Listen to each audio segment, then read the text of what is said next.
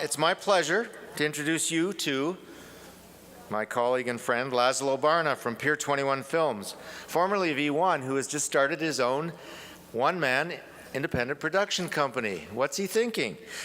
He's the moderator for our session, the session entitled Dawn of a New Age, Canada's Broadcast Programmers Summit. Take it away, Laszlo. Thank you very much, Norm. I want to introduce the people to my left. They're all to my left, but they're actually to the right of me because I'm really the person on the left. Christine Shipton, who's Vice President of Original Content for Shaw Media.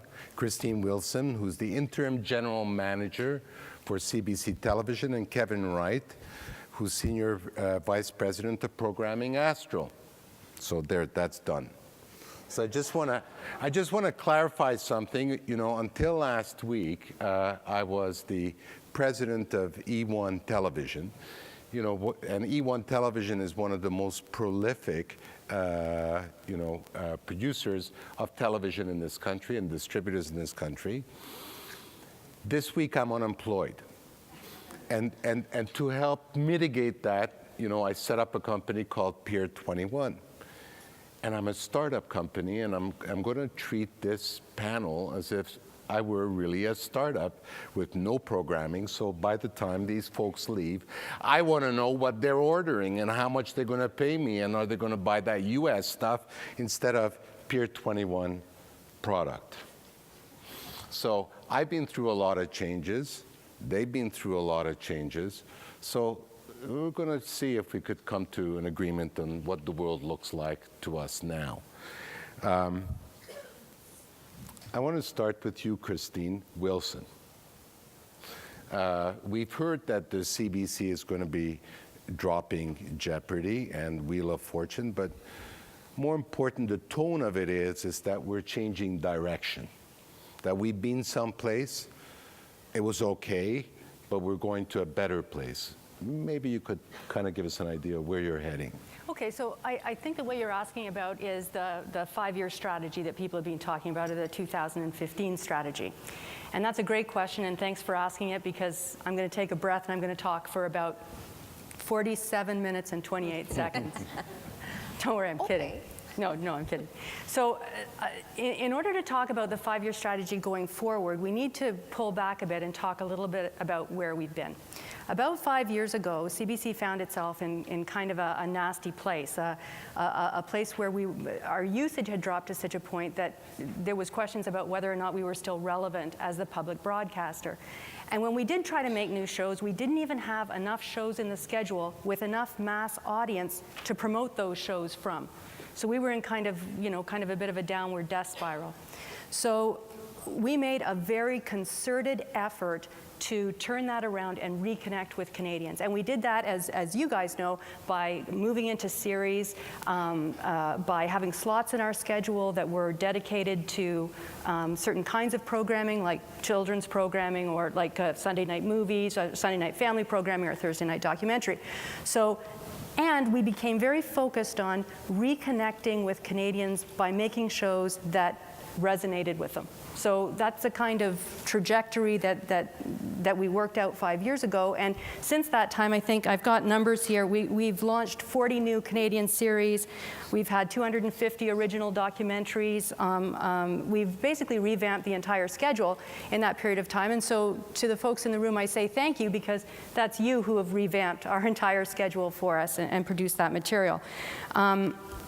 40% of CBC's entire schedule is produced by the independent community. That includes all the news and sports we do. The entire schedule, 40% comes out of this room. So when we succeed, it's because you have succeeded. They're not kind of separate things. And in fact, we have succeeded. I mean, I am so excited to be able to say that CBC has managed to reconnect with Canadians through our dramas and our documentaries and our children's programming and our movies and our factual programming. And I mean, you can look at the ratings any night of the week and see that. I won't bore you with those, but through all of that, through documentary programming, doubling its audience, when we do go to Canadians and say, what about the CBC, they are every bit as happy or more in terms of the quality and distinctiveness of what we're offering. So it's kind of like a really happy story about where we've been and feeling comfortable that we can now say we've reconnected with Canadians. So that's where we've been. Where do you go from there? Kirsten talks about getting people in the tent, and now that we've got people in the tent, we can take them new places, and that's what we've been talking about. The first thing we want to do is we want to make the schedule even more Canadian. You guys may or may not know, but better than 80% of CBC's primetime schedule is already Canadian. And in fact, really the principal foreign programming we have in our schedule is Wheel of Fortune and Jeopardy!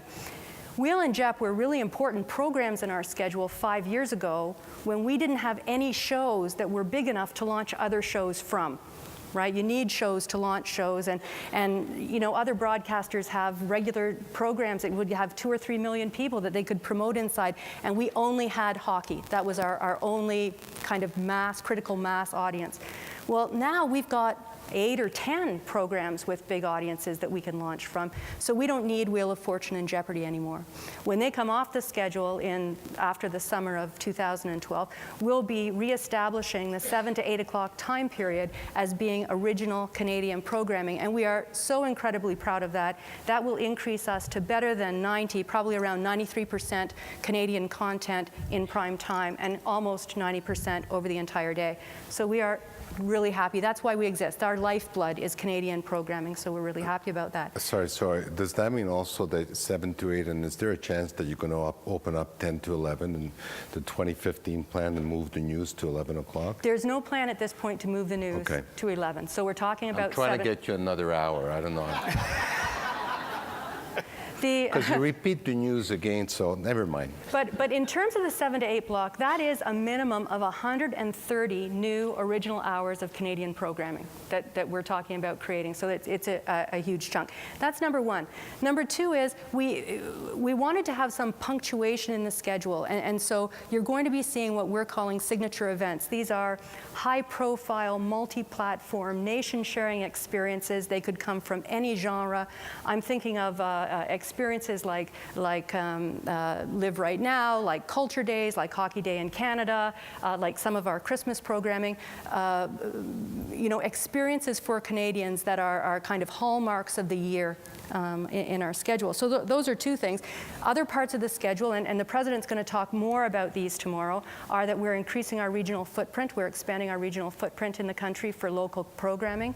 And the third pillar, which has to do with you as well, has to do with expanding our digital programming. And by this, I mean, I don't think after today, you don't have to be a rocket scientist to know that we need to meet Canadians where they are. We know how many Canadians are using today alternate ways to watch TV. We know that's going to become more, and we have to be with them because we want to make sure that in that sea of foreign content that is going to be the experience on digital, that Canadian programming continues to be available to Canadians to consume.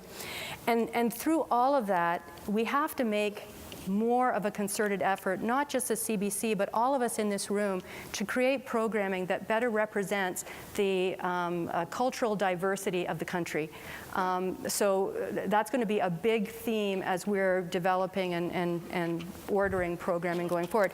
So in terms of the 20, are you giving me the wrap? I think you just gave me the wrap. Yes. The wrap. No, I want to ask you some questions, and I'll get back to it because I want to be earthy and I want to sort of drill down a little bit. Okay, so terms of.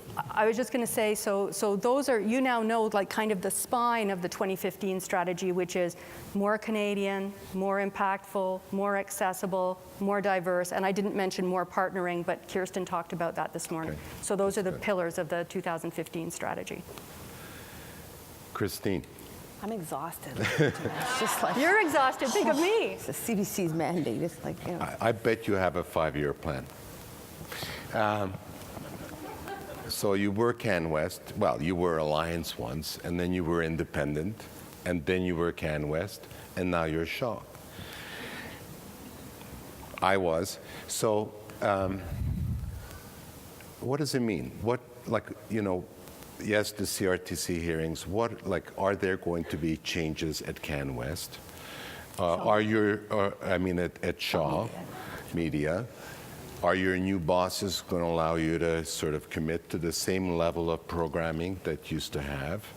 What does this mean? Because a lot of people rely on the specialties, they rely on global for a livelihood and as a way of, like, you know, accessing the airwaves. As a new independent company, Laszlo, you got to get the names of the companies right. just like, you know, like, you gotta do the homework. You know, So that's Kevin, what we tell everybody. Old habits die hard.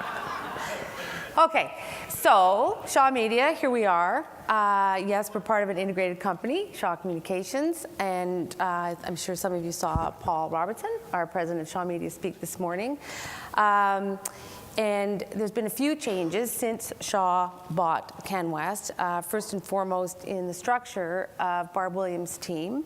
And I think most of you know that that's why my title is Original Content, because all the content comes under my group now. And basically we are organized by function as opposed to channel brand. So the three key functions being me and my team who makes all the original content, Phil Piazza's team who acquires all non-Canadian content, and Daniel Eve's team who's the strategic scheduler and schedules all the things I make and Phil buys. And the three of us report to Barb, and we have incredible teams underneath us doing most of the work, actually, which is always good. What's changing for us is a new regulatory framework. And I don't see this affecting us in the immediate future, especially as we go into the next 3 months of commissioning programs. But you know, we have a regulatory framework that now calls for a group CPE in private broadcasters, whereas we were under guidelines of channel CPEs prior to this. I think the Commission's done a fantastic job, and as we go into license renewals in April, you'll hear a lot of the discussion about is it 27%, 28, 30, you know, they're going to argue or discuss what percentage of our overall revenues should be deemed as the amount of money that we then spend on Canadian content. Whatever it ends up being, it's good news for us, it's good news for my team. It means we keep going. We have a considerable amount of investment to make in Canadian content. At the moment, our CPE levels across all our specialties, and the specialties include 6 analogs and 12 digitals, the Canadian CPE sits at about 165 million per year. And that's just for specialties, it doesn't include global. So when we move to the group CPE, which it will include global as well, obviously that will go up. Those numbers, those budgets that we work with, and I'm organized, as I think you know, in terms of a drama team, a factual team, and a lifestyle team. Those numbers are driven by the success that we in this room deliver. And we just can never forget that. The more we deliver success and hits on every single one of our channels, the more the ratings go up, the more the whole environment on each of the channels rises. Therefore, revenue goes up. Therefore, the percentage that then flows back into our budgets go up, and we get more money to spend. And I know that sounds sort of fundamental, and maybe a lot of people know that, but sometimes I think the industry forgets that when they start complaining about what it is we're doing with each of our channels and some of the strategies that we've chosen to adopt. Because every strategy we adopt is to deliver success, and success means more money for us all to spend.